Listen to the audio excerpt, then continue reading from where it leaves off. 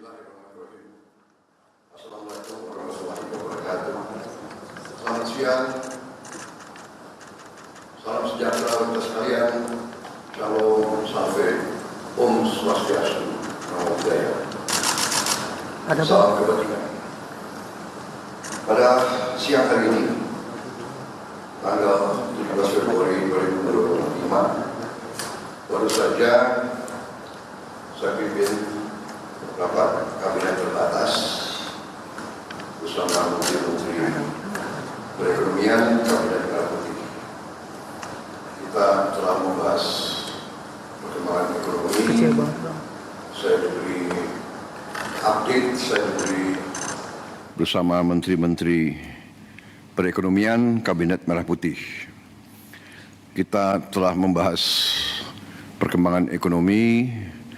Saya diberi update, saya diberi laporan perkembangan oleh Menteri Perekonomian. Saya sangat gembira bahwa perekonomian kita terkendali, inflasi kita salah satu terendah saat ini di dunia.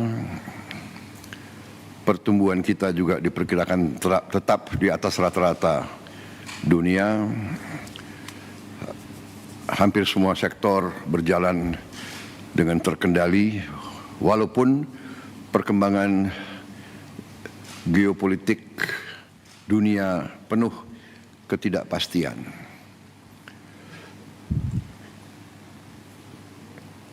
Namun ketahanan ekonomi kita cukup tangguh. Masih banyak tantangan, masih banyak kesulitan, tapi kita mampu mengendalikan. Di bulan-bulan akan datang kita akan lihat semakin kuatnya perkembangan ekonomi kita. Terutama hari ini kita ambil keputusan tentang devisa hasil ekspor sumber daya alam kita. Pemanfaatan sumber daya alam Indonesia harus dioptimalkan untuk kemakmuran bangsa dan rakyat. Baik melalui pembiayaan pembangunan, perputaran uang di dalam negeri, peningkatan cadangan devisa, stabilitas nilai tukar. Selama ini dana devisa hasil ekspor kita, terutama dari sumber daya alam, banyak disimpan di luar negeri, di bank-bank luar negeri. Dalam rangka memperkuat dan memperbesar dampak dari pengelolaan devisa hasil ekspor sumber daya alam, maka pemerintah menetapkan peraturan pemerintah nomor 8 tahun 2025, di mana pokok substansinya adalah sebagai berikut. Pertama, pemerintah menetapkan bahwa kewajiban penempatan devisa hasil ekspor sumber daya alam dalam sistem keuangan Indonesia akan ditingkatkan menjadi 100%. Dengan jangka waktu 12 bulan sejak penempatan. Dalam rekening khusus DHE SDA di dalam bank-bank nasional. Ketentuan ini berlaku untuk sektor pertambangan kecuali minyak dan gas bumi, perkebunan, kehutanan, dan perikanan. Untuk sektor minyak dan gas bumi dikecualikan dengan tetap mengacu pada ketentuan PP nomor 36 tahun 2023. Dengan langkah ini, di tahun 2025, devisa hasil ekspor kita diperkirakan bertambah sebanyak 80 miliar dolar Amerika. Karena ini akan berlaku mulai 1 Maret. Kalau lengkap 12 bulan, hasilnya diperkirakan akan lebih dari 100 miliar dolar. Selain itu, pemerintah juga memberi ruang bagi eksportir untuk tetap menjaga keberlangsungan usahanya dengan mengizinkan para eksportir tersebut menggunakan DHE SDA yang ditempatkan dalam rekening khusus untuk penggunaan sebagai berikut. 1. Penukaran ke rupiah di bank yang sama untuk menjalankan kegiatan operasional dan menjaga keberlangsungan usahanya. 2. Pembayaran dalam bentuk valuta asing atas kewajiban pajak, penerimaan negara bukan pajak dan kewajiban lainnya kepada pemerintah sesuai peraturan perundang-undangan.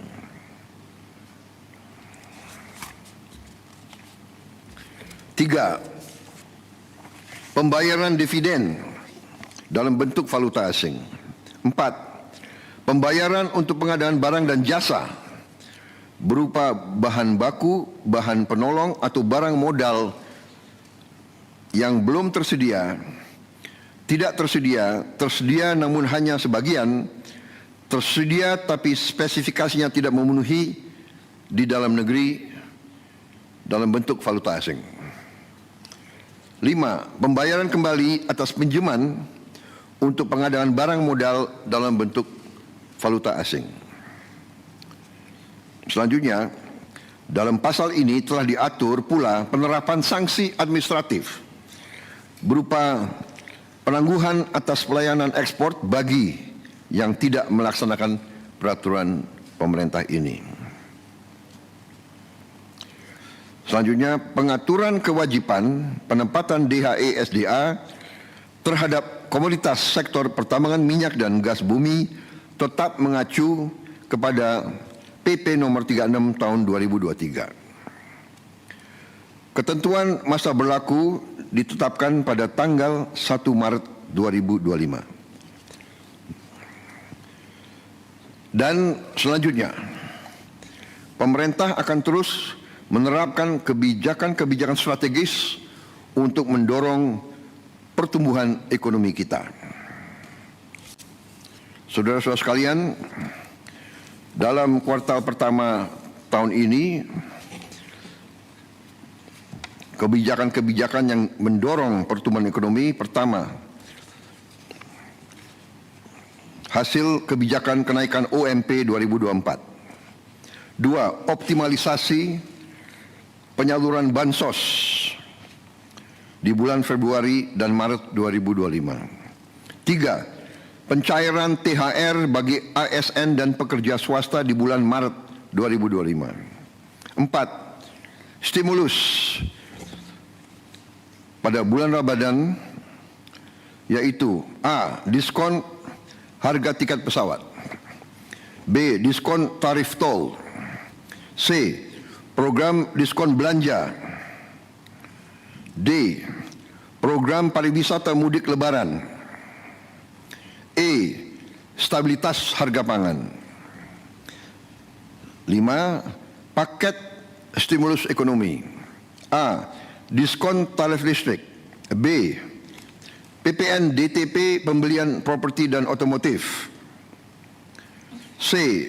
PPN BM DTP otomotif, elektronik vehicle dan hibrida, D. Subsidi pajak DTP motor listrik, E. PPH DTP sektor padat karya. 6. Optimalisasi program makan bergizi gratis. 7. Optimalisasi penyaluran KUR. 8. Panen padi terrealisasi secara optimal, di mana sudah ada laporan bahwa produksi beras kita meningkat secara signifikan. Saudara-saudara, juga kebijakan-kebijakan yang mendorong daya saing untuk transformasi ekonomi kita. Yang pertama tentunya program makan bergizi gratis yang diperkirakan akan meningkatkan pertumbuhan di seluruh daerah-daerah di negara kita, karena uang berputar di desa, di kecamatan, di kabupaten.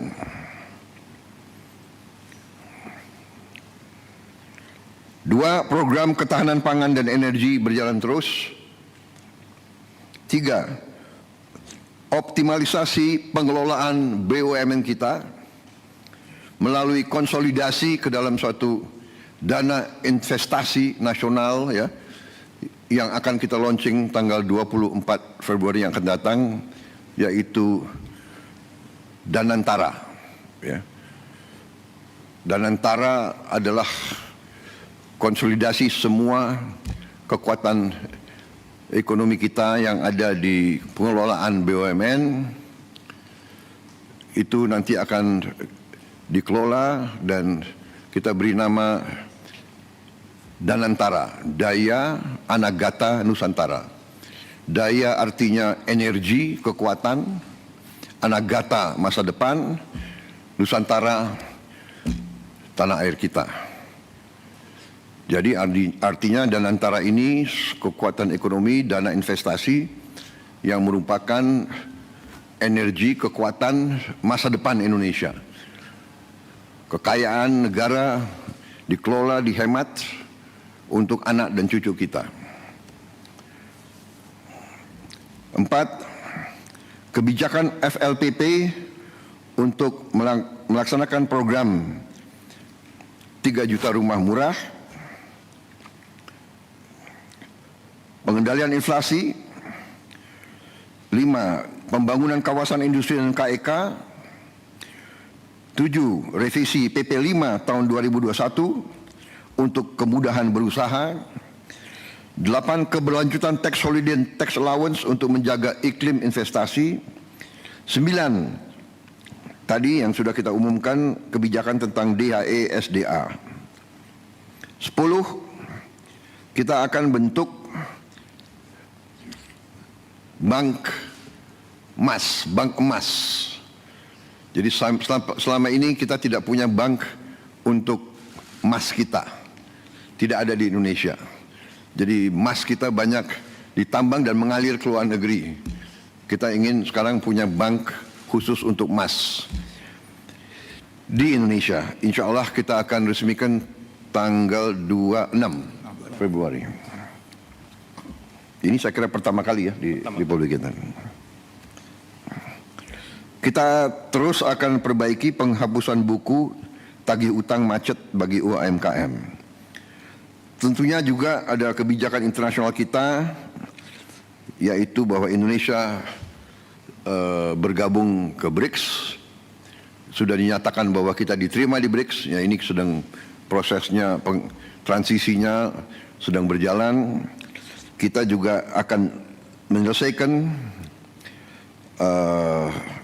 perjanjian SEPA, singkatan SEPA, Comprehensive Economic Partnership Agreement. Intinya adalah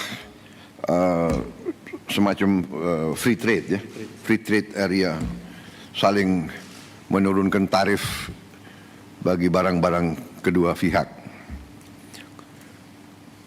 Kemudian kita juga menjalankan terus pendaftaran kita ke OECD. Yang terakhir kita juga ingin secepatnya menyelesaikan kerjasama Indonesia kita, Indonesia Uni Eropa, SEPA juga, Comprehensive Economic Partnership Agreement. Jadi saudara-saudara, demikian hasil daripada ratas hari ini. Padahal ini adalah pekerjaan berminggu-minggu yang dilaksanakan oleh Menko dan semua menteri, dan kita bahas sebetulnya sudah berkali-kali, tapi hari ini kita rangkumkan dan kita putuskan, dan sudah saya tanda tangan peraturan pemerintah tersebut nomor 8 tahun 2025, dan hari ini kita umumkan ke publik. Saya kira demikian, saudara-saudara. Kita bersyukur kita bisa memberi yang terbaik kepada bangsa dan rakyat. Kesulitan pasti ada, hambatan pasti ada, tantangan pasti ada, tapi dengan kerjasama yang baik di antara semua pihak, dengan niat yang tulus, dengan orientasi kita hanya kepada kepentingan bangsa dan rakyat, dan berpegang teguh kepada Undang-Undang Dasar 1945, insya Allah kita akan mencapai keberhasilan. Kita akan menjadi semakin kuat di bulan-bulan dan tahun-tahun mendatang. Terima kasih. Wassalamualaikum warahmatullahi wabarakatuh. Salam sejahtera bagi kita sekalian. Om Santi Santi Santi Om. Namo Buddhaya. Selesai. Terima kasih.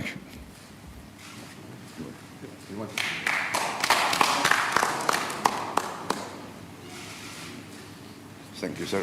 Thank you, sir. Terima kasih, Pak.